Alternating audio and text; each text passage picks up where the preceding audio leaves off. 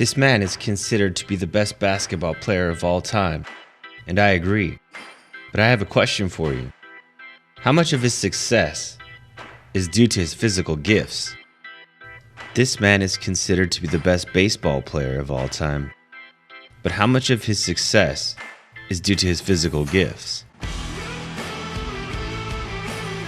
Do you want to step up your game? Will you ever be able to do this? Copy this? No? Then let's focus on the mental game. But who can teach us the mental game? Him? Maybe. But I think we can do better. Let's take athleticism out of the equation. This is the art of competition. Hi guys, this is part 2 of my interview with darts legend John Lowe. In today's podcast, we continue to bombard him with questions and see what the best darts player of all time's mental game approach is. Enjoy. Well, last time we got to half of these questions. Let's see if we can knock out the other half of these. The first question I have for you is about routines. Did you for myself, some of my most successful runs in competition in poker is when I've had a daily routine.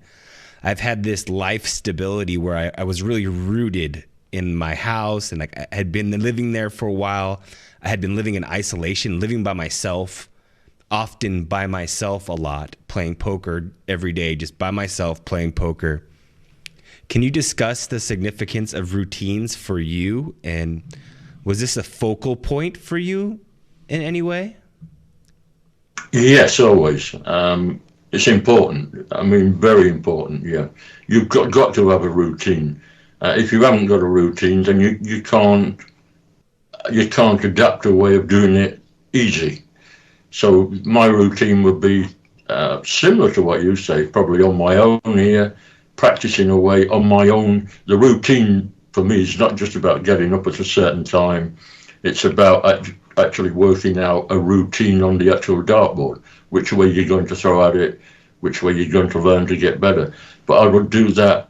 I'm sort of very, very, very, I wouldn't say exactly the same every time, but I am a routine person. And I think that makes life easier.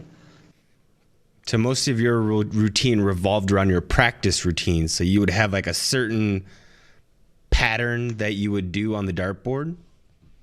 Yes, I would. That's important. I would make sure that I could hit every single part of the dartboard, every single segment of it. That would be a routine, but I wouldn't do that. I would make a set routine of how to do it, like 1, 2, 3, 4, 5 to 20, 25, and then the centre bull. But I'd also have a routine of what time to play.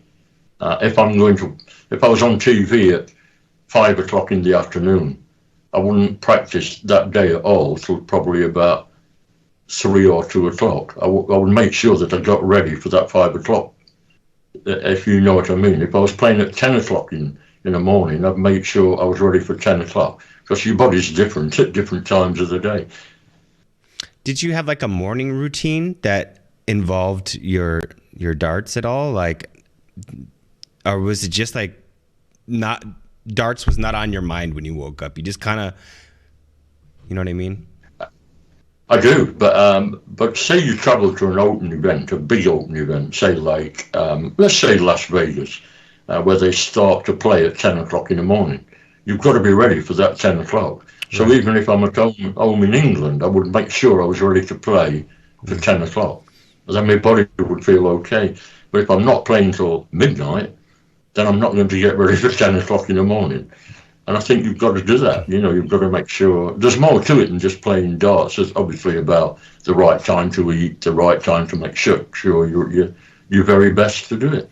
What about like when, let's say it's a normal week and you don't have a tournament that week?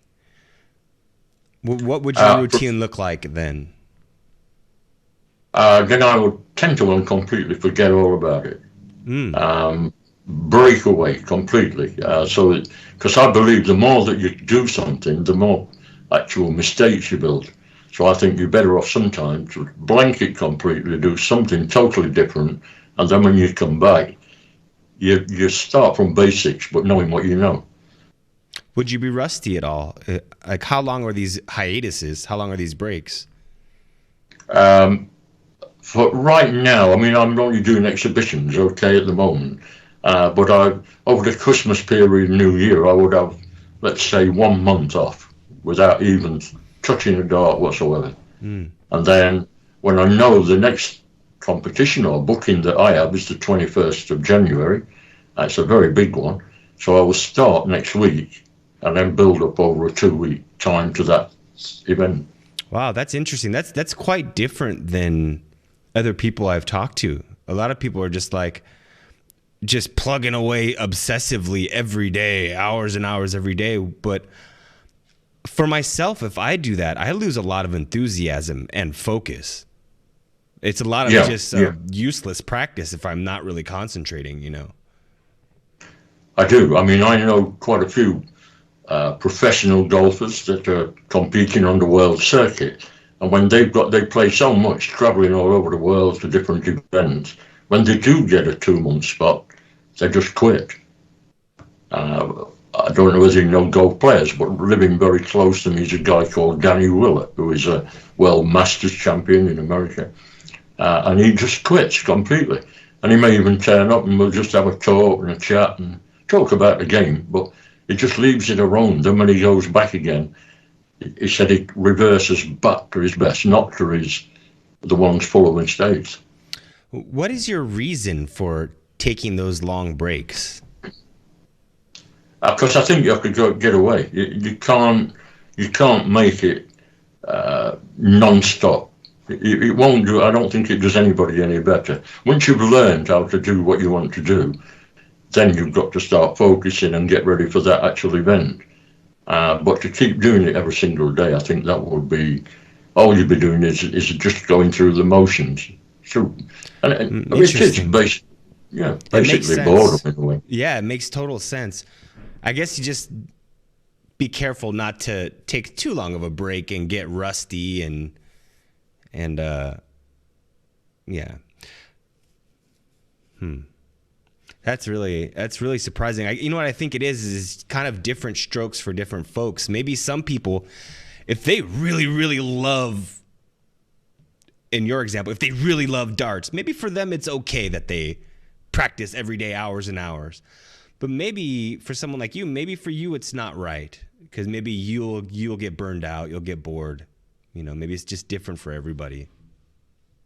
It is, but I don't know anyone that does it daily, every day. I just don't.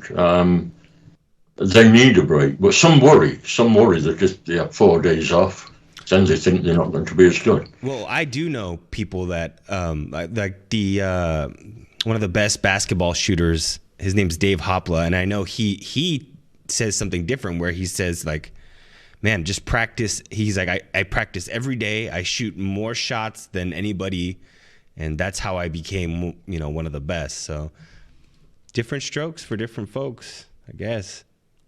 I would say so, but also some people have that natural ability to be good at something. Others don't. Others have to work on it. That's a good point. Yeah, I think I would have to be one of those people that have to shoot every day, where I think you probably have a bit more natural ability to take some time off and just find it again easily.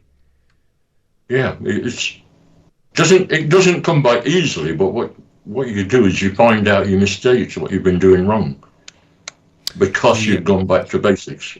Yeah, when you step away from something and then you come back to it, I notice I find what I've been doing wrong when I step away from it and then come back to it, especially in poker. I've noticed that every time I take a break and come back, when I come back, I'm like, oh, I was doing that wrong.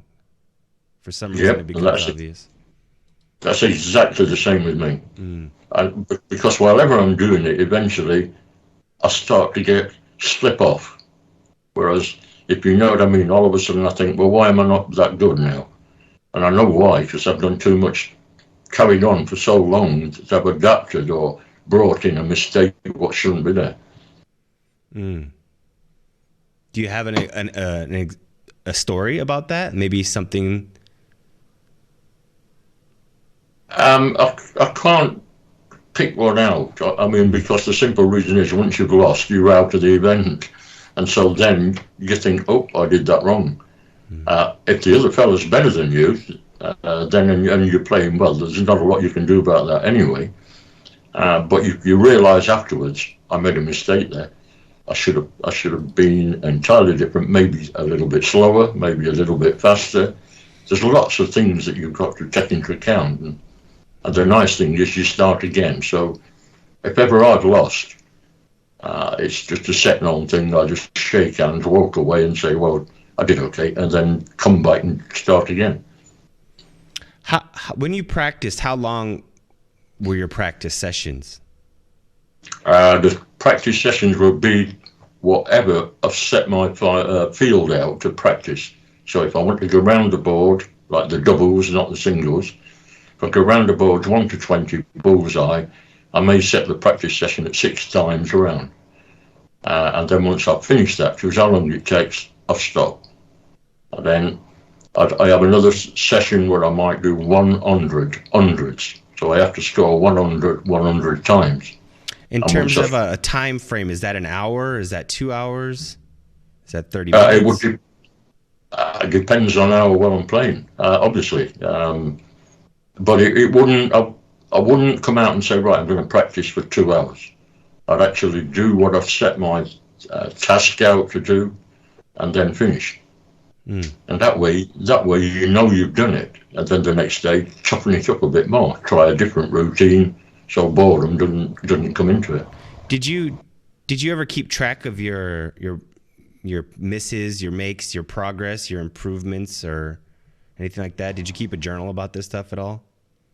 You do, but you do it mentally sooner than do it a written one. It's quite easy to do that. You know, if you look at the clock, like you just said, if you look at the clock and you go round the board in 15 minutes or even less, then you know how good you've done it. And then if you do it in 10 minutes, you know that you're actually playing better. So that's where the journal is, you know.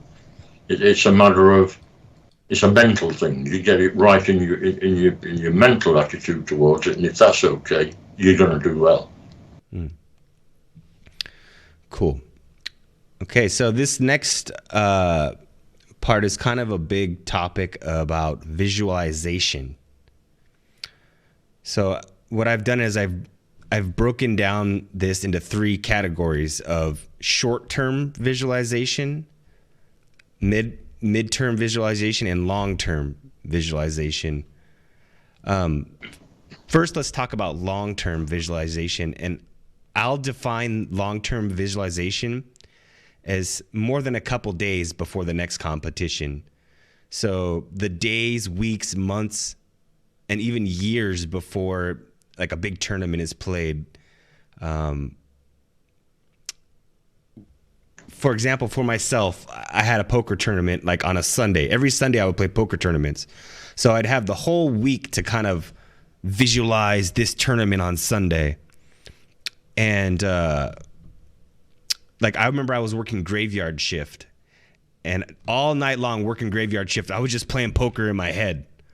And so that's kind of my story about visualization. And I had a really good run that month. Was long-term visualization, what was it like for you? And what goes in through your head as you lay in bed at night, kind of preparing for the big tournament on Sunday, you know? Well, the thing is that you've got visualizations to when it's going to take place, but the problem is you don't know at that time who you're going to be playing. That's the problem. So really, the visualization to me starts once the draw for the tournament's made. Then, because simply nearly every top player knows all the other top players anyway, and you know what type of game they're going to have.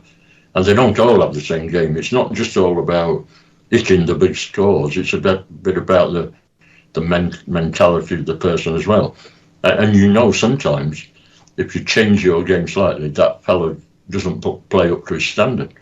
It's not gamesmanship. It's just a matter of having the visualization is once the draw is made, and we know if we're playing in a tournament who you're going to play around 2 to 3 weeks before that event. So what kind of things would you be imagining, like the days leading up to the tournament? Well, first of all, you've got to get off to a good start. So you've got to start well. You've got to put yourself in the lead. So I think that you've got to have that on your mind. So at darts, you don't need a double, which is a double of every number, to start, but you do need a double to finish. So if you're playing 501 down, you leave 20, then you've got to get double 10. So there's the difference. So, and to make it easier to get that double, you've got to get in front of the other player to give you more chances if you miss. It's not technical, but it's a thought. It's a thought that start well. You must start well. So you're visualizing getting kind of a head start, getting momentum on your side, and because a lot of times when I win at something, or when anybody wins at something, a lot of times it's just a runaway. Like you just start from the beginning and boom, you just destroy the guy. That happens quite a bit, It definitely does, and the thing is that the difference again with darts is that you throw first in the first leg, the other guy throws first in the second. So then you've got to really come at him then, because he's in front. The leg that you're in front, go for it, get to the double first and finish. And then you've got to make a way of what we call breaking the throw. He throws first, but you've got to break that throw and get in front of him. Yeah, I've been doing that lately and trying to get hot early when I play poker. Like, just been real aggressive early, trying to get momentum on my side early in a match. But I do it subtly. I don't want them to know I'm doing that, so I play real slow. Like, I'll play poker and I'll play real slow and methodical. But actually, I'm playing like really aggressive. Like I'll make raises and bets, but I'm not playing fast, and I don't want them to think I'm like this reckless player. But I'm definitely trying to get momentum on my side lately, and I think it's kind of the same thing. It is the same thing, because you can actually slow down slightly when you're playing darts. I can. I'm fortunate. I don't mean slow, very slow, but I can slow down, because if the other fella's a very fast player, the last thing he wants is to be waiting. So you throw a little bit slower. As I say, it's not gamesmanship. It's just common sense. You mean like controlling the pace? That's an interesting topic that I haven't put in any of these questions. I didn't realize that would be something that would happen in darts. Do you control the pace sometimes in that way? You try to. And you see it very often on TV when you see two players. The one player will walk to the board a little bit slower. I don't mean, again, as a gamesmanship, but you'll see it walk a little slower, take the darts out and go, where the other guy will throw very, very fast, hook to the board, take them out, come back. And he's waiting for his next throw, which is can be off-putting. Which style are you? I'm probably orthodox. I'm probably the standard sort of, but I'm not fast. I'm not fast, not slow. Not extremely fast. I mean, some of the players are so fast that you've not got time to walk back from the board before they throw in. Why do you think they're doing that? A lot of players believe, see, the momentum of the three throws, if they join them all together quickly, they're better. Whereas I'm more deliberate, where I can throw, I can move to the right, move to the left, to make sure that I've got a better chance of the target. Yeah, I did notice that. I remember I used to play darts back in the day with my friend. Actually, I just remembered this right now. And I remember, like, if I kind of threw them like this in succession, like 1, 2, 3, like, I don't know if that's considered fast, but I know when I did that, I was able to make like little fine adjustments, were fresher in my mind, that the little adjustments that I needed to make, the calibration was easier. That's right. And you will see that where the darts hit the board if you're throwing the two group closer together. But then when it comes round to finishing, well, you may want one at the top of the board, one at the middle, one on the right. Then you've got to be more deliberate, and that fast throwing you 10-1 miss. Well, I think you have a bit of an advantage, the fact that you're more of a deliberate style, because if I'm relying on this pace to make these little adjustments, it's a bit of a crutch, and you can mess me up by messing up my pace. As I say, I have to avoid the word gamesmanship, but that would come into it. When you say this word gamesmanship, can you define what that means for you? Because it's kind of a broad. A gamesmanship would be classed as when you're doing it deliberately to put the other fella off. Okay, yeah, that would be called gamesmanship. That's what I thought. But if you're doing it because you think it's his fault because he's actually causing this problem himself, then it's fine. Hey, there ain't nothing wrong with that, John. All is fair in love and war, and this is war. Like, hey, man, even if you want to talk a little trash, like, I would try to avoid it, but if I really needed a win, I might put a little ninja in his brain, as I call it, a brain ninja, and he's in his brain just fucking everything up in his brain. Yeah, I have done that over the. I mean, literally, when you walk out onto a stage and there's probably 3,000 people in the audience with a lot of bright lights, I may just say to the guy, "These lights are very strong." And of course, when he looks at the lights, it takes him a little while to get over that. Oh, that's a good one, John. That's a beautiful one. That's gamesmanship. Yeah. Yeah. I guess I didn't really have a buzzword for that. I guess gamesmanship is it. When I play basketball, sometimes I have it's not trash talk, it's the opposite. It's like nice talk. And what this can do, this nice talk, it can take somebody's like effort down a little. Like, oh, it's just a casual, fun game. We don't need to try. Hey, buddy, hey, just be real nice and casual about it. So they lower their effort level, but secretly you are still like firing really high on your effort. You know. That's right. And it's there's nothing wrong with it. It's not against the rule of any sport. It's one of my favorite things about competition, actually, is these little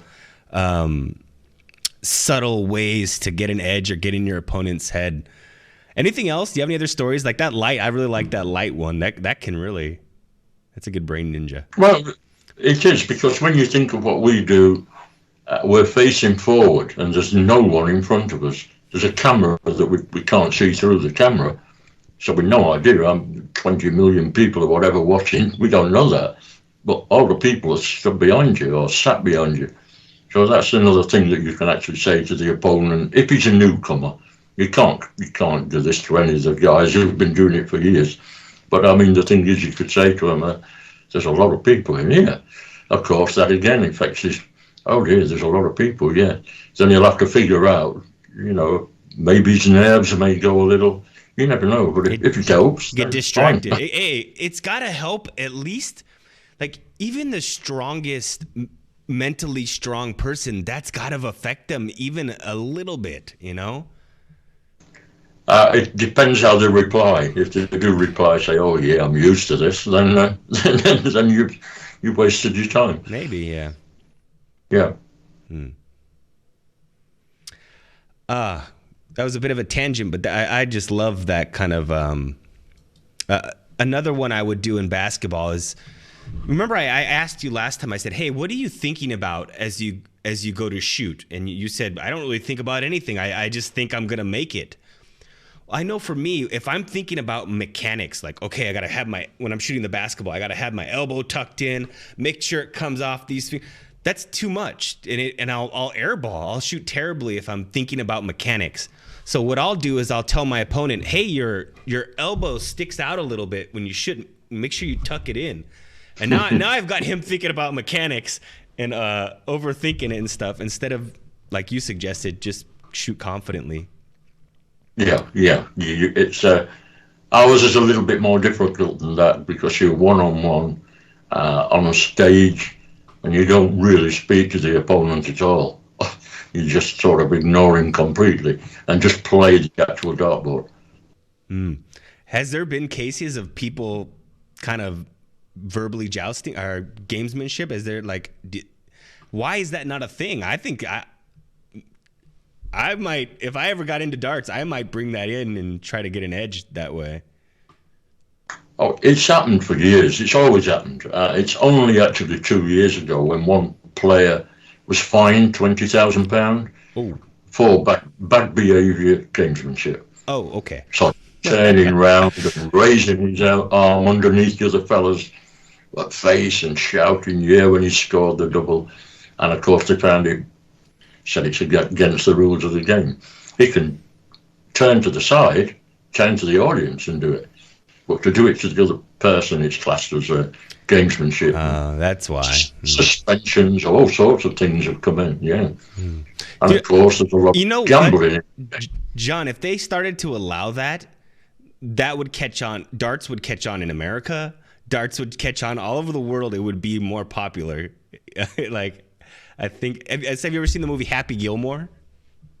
Oh, yeah, many times. You remember, it's kind of like that, where he made golf popular because of his gamesmanship, kind of. Yeah. Well, it has happened, and it still does happen. I mean, big time. Some of the Americans are well known for it. I mean, the guys from down New Jersey, they're classed as a top of bunch. When they turn up, they do anything to win. And usually, when I say anything to win, I don't mean nasty-wise, but they are classed to be stronger than the other people at the mental approach. Well, we talked about long-term visualization. Now let's talk about midterm. And I define midterm visualization as like, as I'm going to my basketball game and I'm lacing up my shoes. What's going through my head? So like you on your car ride over, your taxi ride over to the tournament place, what's kind of going through your head? What are you visualizing? But personally, I'd be again on a routine, a set routine. I'd probably, if I'm going to a venue, I suppose this is a little bit superstitious, but if I went to a venue and I've played really well that day and I'm going back the next day for the next round, I'll make sure I go the same way as what I went the first day. Even walking. I'll even walk the same way. Oh, wow. Yeah, I mean, I don't wear the same colour clothes as that sort of thing, but I'll make sure that I take the same path as what I did the day before. I may even have the same food. That's the short-term visualization, really, of what I'm going to do because it worked the day before. Yeah, there's something to that, maybe. Like, I'm not a superstitious person, but I feel like there's something to that. Yeah, it's like don't attract fate. Leave it on its own. Yeah. Oh, that's a cool one. Huh. I wasn't expecting that answer, but that's a cool one. So do you ever just play darts in your head?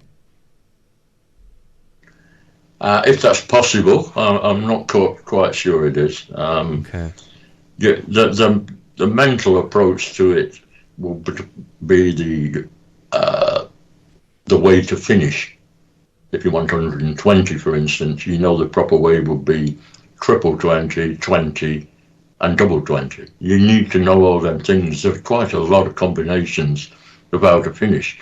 And you also, because the game breaks down into even numbers, which it has to finish, you've got to make sure you don't leave an odd number, else there's no way to finish. If you want 3, then it's 111. But you'd be better off to try and leave 8, because 8 will split 8, 4, 2, 1. You know, it's a mental thing that you've got to have in your head. That's what you think about. I know sometimes I'll just lay in bed at night and I'm just shooting free throws in my head. Yeah. So the last one is short-term visualization, and now I define short-term visualization as just before you take a shot. Like for myself, if I'm playing basketball, I've got the ball. or say someone's passing me the ball, and as the ball is in the air, I'm already like into the future, imagining the arc of the ball, imagining my follow through, and then I catch the ball and I do what I just visualized. So that's short-term visualization for me. How about for you? I suppose very similar, but the visualization there's got to be on probably the stance of how you're actually standing, because the thing about darts, which I think we spoke about before, the head must stand still. You must keep your head still all the time. If that moves, your arm moves and everything moves. So you've got to keep your head still, and that's the short game. That's the first thing you think about. It's keep the head still, make sure you rock steady on the floor where you're standing, and then the rest of it will work. It's funny that you say that, because I learned something from a neuroscientist a couple weeks ago, and he said, like, if you think about the first thing, and like you just described, the first action of a process. So like the first action of shooting is, like you said, a stable body, right? Your feet, your alignment, everything. That's like the beginning stages. And then you throw it, your arm, all these other mechanics. If you do the first thing, he said that the rest will kind of follow. That's true. And if the first thing goes wrong, all the rest will go wrong as well. That's true. Yeah. Okay. So you're kind of thinking about the first thing, like the, it's not like you said anything about follow through. You didn't say something about the mechanics of your arm, or you said the first few things. It's got to be the first thing, because the rest, you've done it for so long that the rest of it will follow. And you know that if you do move slightly, say you miss by millimeters, then you know usually it's because your head's moved. And it's too late then, because once it's happened, you can't reverse.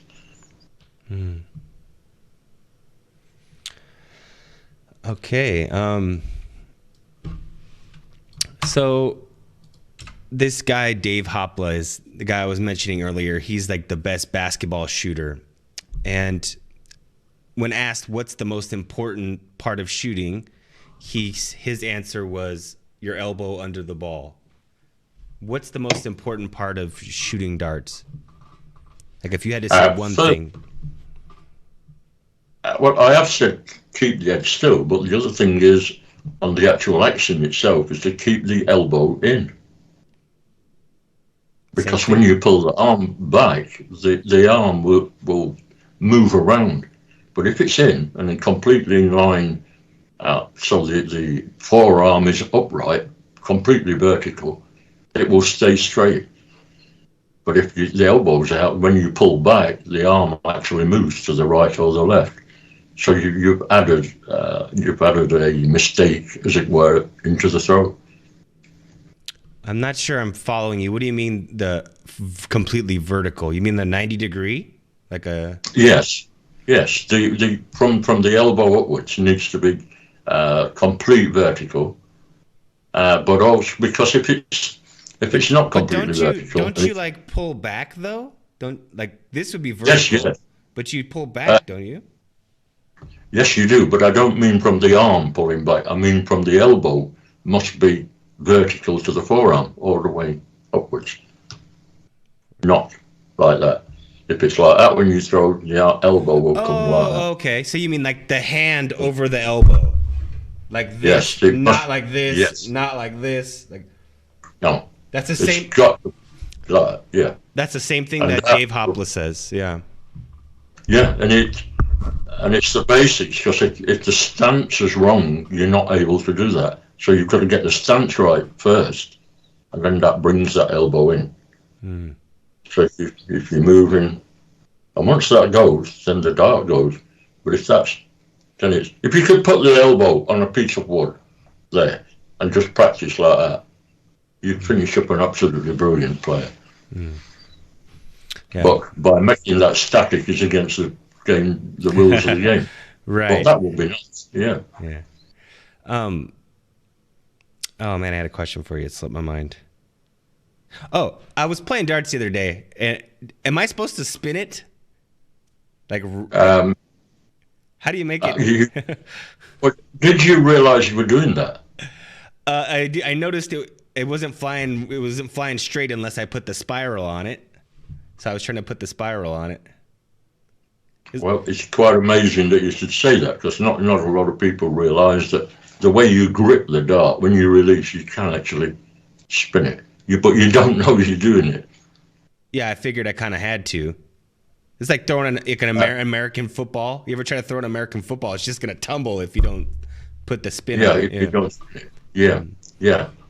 It's not like that with darts, but a lot of people don't realise that if on slow motion video, when you really get a camera and make it very slow, you will see the dart spinning. Yeah. Actually, tell me it's a little bit like a bullet coming out of a barrel. Apparently, it does spin. Mm-hmm.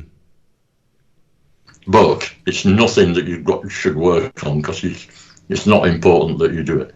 So if you're not doing it, as it were, it's not going to cause any problems to what you do or the behaviour of the dart. I started putting a lot of spin on it because these little cheap Chinese darts that I have are just like they're just wobbling all over the place. So I saw when I put more spin I put on it, the straighter it was going. It probably does, actually. It probably does, yeah, you're right. But to do it purposely is difficult.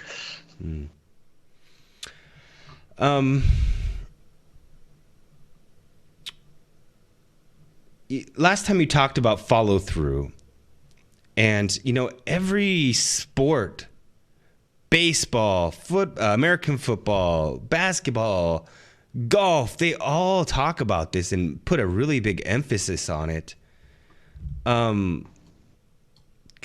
What's so important about follow through, and can you just give me some details on what it means to follow through?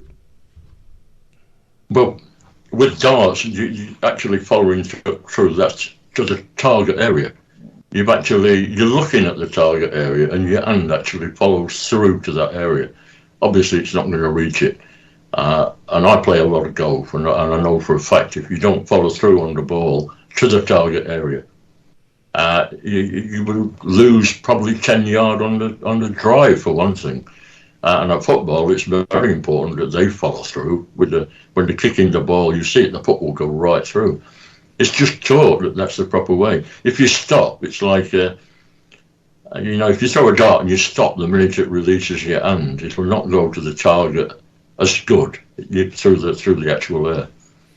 Do you lock out your elbow, like completely locked out? Yes, just about, yeah. And the hand must follow straight through, like right through. But that becomes an habit. It's something that you do from when you first start playing. A lot of people can't do it. They just stop, and they're proficient and not efficient. I think that's really what it is. Doesn't sound like something that you really have a big emphasis on, is it? Yes, it is. You've got to do that to be good. You don't have to. You can still play, but then it depends on how good you want to be. Like I know it got any time that somebody will say to me, "You didn't follow through on that ball," and I say, "Oh," because that's the first thing they ever tell you. Anyone, I mean, a top player tells you, yeah. I've kind of coined this phrase, if I can pat myself on the back for it, but I've never seen a missed shot with a proper follow through. Like, Yeah, what you're right. I do, and especially at golf, more than any other sport, golf. If you don't get the follow through, the ball will go to the right or the left, and it doesn't go to the target area. Because that's the whole thing of anything that, like golf, tennis, football, darts. It's the target area, really, that you're aiming at.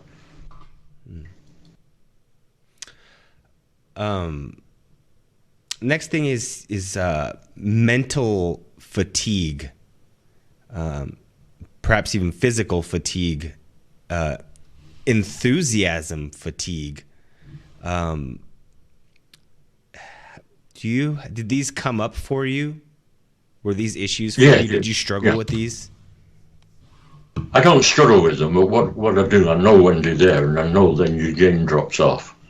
The standard of the game. We're lucky if you're someone who's played like professionally, like I have for over 50 years. You know you can have a bad day and still be good. That's the beauty of doing it properly. And so the people say, "Oh, you played well tonight," and say, "Yeah, oh, yeah, thank you," but you really know you didn't play well, but you don't mind.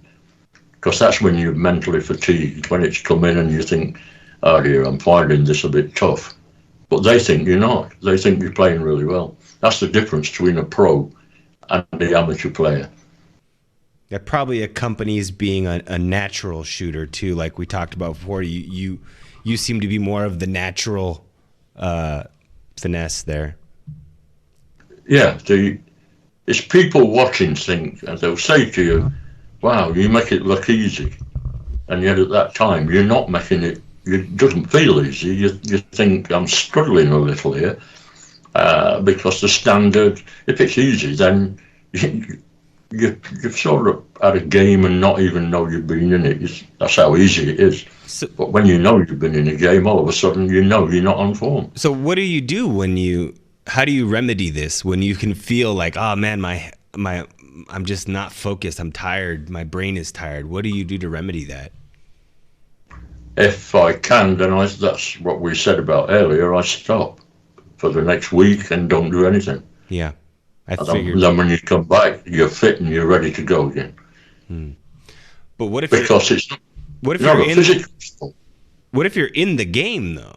Like, what if you're in a tournament, like, and maybe it's like your third tournament that week or something? You practiced a lot, or maybe you just had a long day. If you're in the tournament and you're well aware this is happening to you, and you know that you're going to lose, you really want the end to come. You want the end to come quick and get out. Get it over with. Okay. Yeah. Yeah. That's and then start again. That's the worst thing you can do when you've lost. Start thinking about it. You leave it alone and get on with the next one. Yeah, it's good advice, John. I do the same. Also, for myself, when I start mental fatiguing, I'm like, okay, I'm just going to do the best I can and salvage what I can. Yeah. I'm like that at golf. I know there's always somebody a lot better than me. And so for that reason, when I play golf, that's why I enjoy it that much. If I've had a good day, it's my good day. If you know what I mean. I walk away and I think, wow, I played really well today. And I may not have won, but that don't matter. I've had a really good day. But it's not my life. Not my. Whereas darts, I need to have a good day, a really good day.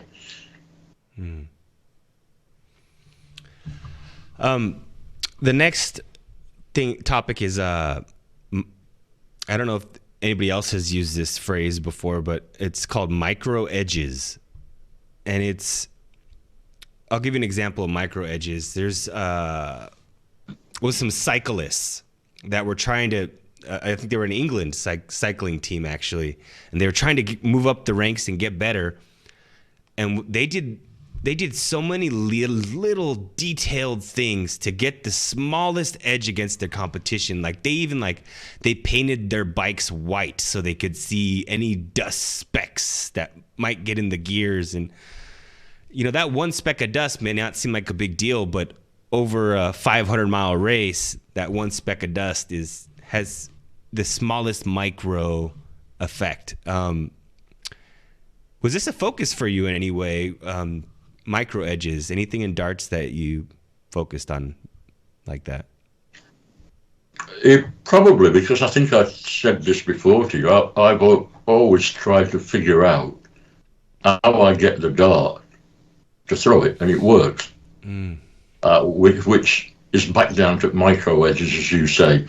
Little things like putting indentations in the nose of the dart so I can just feel it on the finger where I'm holding it. So that's design, but that would be a micro edge, I would think.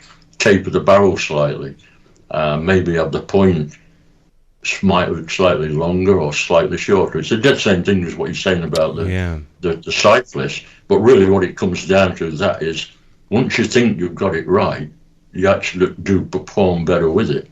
So I think them little things also have an effect on your mental attitude towards it. I can understand cycling because although it's individual, it's a massive team event. So they rely on others. They rely all the time on the rest of the team. I mean, I do watch a lot of cycling, and I see it, and they break away in front, way in front. The peloton catches them up quite quickly when they decide to. It's a very, very technical sport, I think. Mm. Yeah, I had a problem back in the day playing poker of like when I first really started taking poker seriously, I had the problem of an overemphasis on micro edges because in poker there's so much luck involved. It's even if you're better than the other person, you're only like a few percent better than him because there's so much luck involved. So if I can get like a 1% edge by having a more comfortable chair that I can sit for longer periods of time, or if I have my lunch ready and I'm not like kind of frantically trying to make my lunch while playing poker at the same time. But that started to be a crutch where like I just was thinking about that instead of, hey, math psychology of poker is way more important than my lunch being ready. Well, I'd have to go along with you that I'm like that anyway.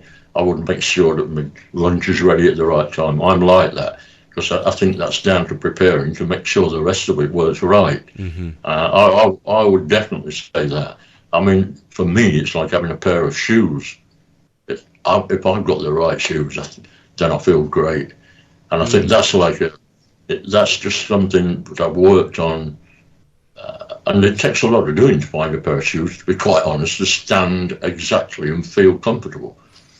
And that's actually before keeping your head still. Maybe you should have the right shoes before you keep your head still, yeah.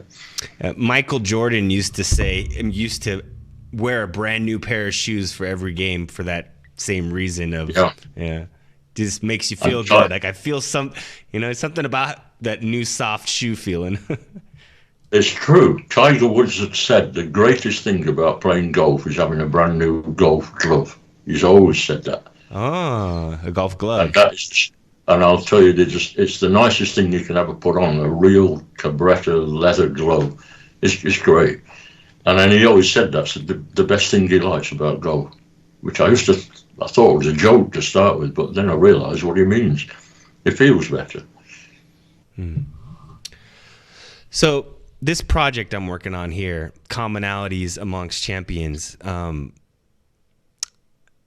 what commonalities have you observed amongst champions? Maybe your competitors. Maybe you've seen one of your opponents, and you're like, man, I got to start doing that. I wish I got to incorporate that into my game.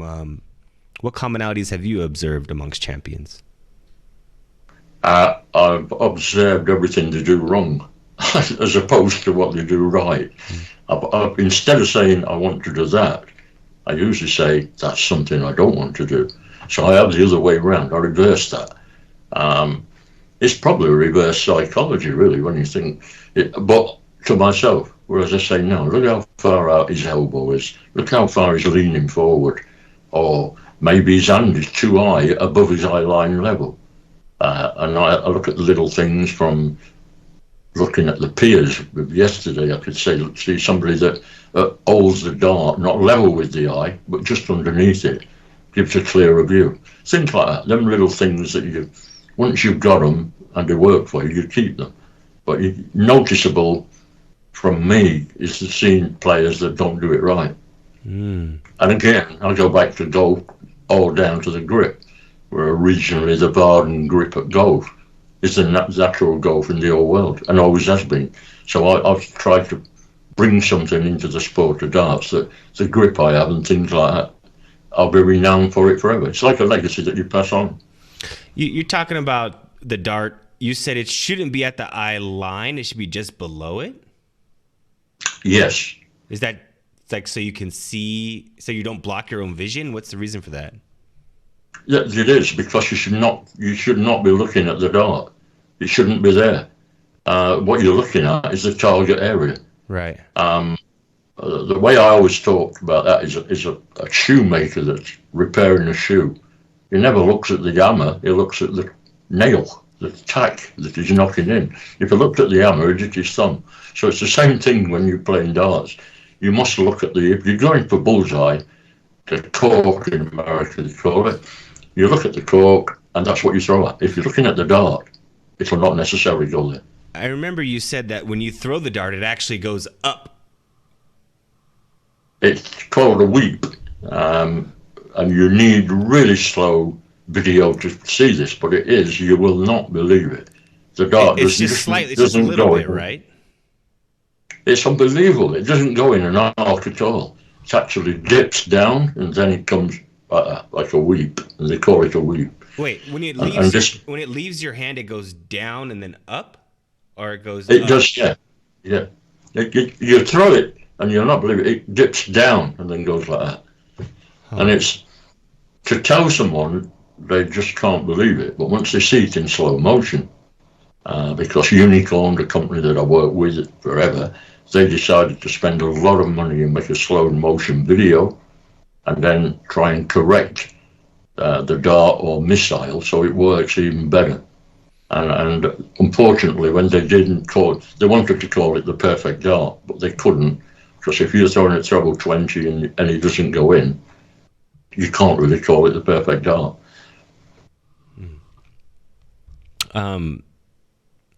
It's the human element. Well, I was thinking that maybe it does that down and then up pattern because you're throwing it from below your eye. So you kind of go ahead. It needs to go. I don't know. I don't know. Yeah, we tried it from all sorts of angles and heights and positions, but it still went the same way to the board. Why is the trajectory? Why is it flying like that? It's probably to do with the air. As it hits the air, it will dip the flight, which brings it down slightly. And then as the dart goes forward, then it will come to its landing stage, obviously, and then comes downhill. And sometimes when the dart hits the dartboard, which you may see this, it will hit it and then drop. The back end will come down slightly. Mm-hmm. And that's all to do with the trajectory. We're on the home stretch here, John. If you, who would you want to interview, and what would you ask them? I've been lucky enough to do quite a few interviews with famous sports people. Mm. I spent 2 hours with Muhammad Ali. Oh, wow. I was fortunate to play him on TV in the BBC in London. It was a program about nerves, and that's how I got the invite onto it. And when he come and got to the studio, he threw a couple of darts with me. The next thing, he took his big coat off and he said, "Hey, I want to play the champ." And so this 2 minutes of television went on for 13 minutes, which was massive. And then I met him again in Utah, up in Wasatch in Utah, about 5 years later, and we had a barbecue. Wow. And I sat there, and he could talk then. This was before he had the Parkinson's, and he could actually talk. You know. Was he still fighting at this time? No, he wasn't. No, it's only a year before he turned the Atlanta games on. You know, you remember when he walked up and almost fell. Oh. He was ill. He was ill at the time, but he made a film called Tobacco Road. And we had a terrific 2 hours together, shared a barbecue and spoke about many things. I'm a massive boxing fan, so that did help. Were you just hanging out with him, or was there like some program, TV program or something that you were interviewing him for, or what? In Wasatch, it was an interview, never intended interview. He was there to present the prize to the Boys Club of America. And so he was outside with me having the barbecue, so I interviewed him for a golf magazine, believe it or not. Oh, for a magazine, okay. It was for a golf magazine called National Club Golfer in Great Britain. And it was great because he liked golf, but he didn't play. Golf was not his sport. Was he good at But some of darts? actually, to have the world champion, and he threw the wrong way round. He was right-handed, but he put his left foot forward. So this is where I had to tell him, you're the wrong way round. So I moved him round the other way, and that's when he threw. And the dart went in 20. And he was over the moon that he'd actually got one in 20. But his foot, as he threw forward, his head moved, and his left foot come off the floor. So this is the thing that my claim to fame in a way. I stood on his left foot to keep it on the floor. And I thought, wow, you realise what you've just done? I'm standing on the boxing world champion's foot here to keep it on the floor, He's remained a hero of mine. I mean, obviously, for different reasons. And it was nice. But I've gone on other people as well. A lot of boxers. I've interviewed quite a few. Our famous boxer was Henry Cooper. And I've interviewed him as well, quite a few of them. And a lot of it has been based about golf and sport, what you're talking now. How does it work? Yeah, I bet you and Muhammad Ali shared some similar to this conversation that we're having right now. Very similar. He likes to follow through. Of course, at boxing, you've got to follow through. You've not got a choice.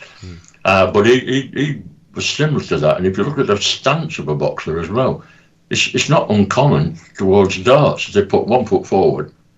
If it's the right-handed, it's the right foot. Other way around if they're left-handed. It's very similar to darts.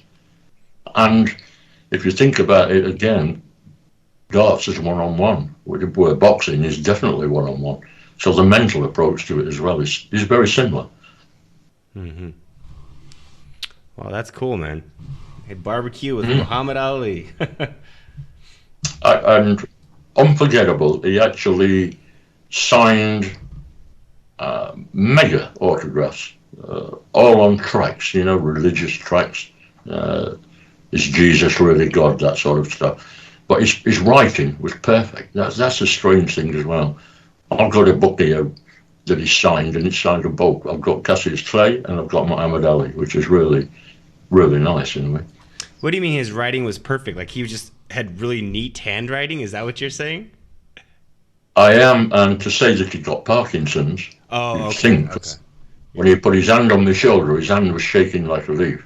And yet he still wrote. Once he got hold of the pen, he wrote perfect.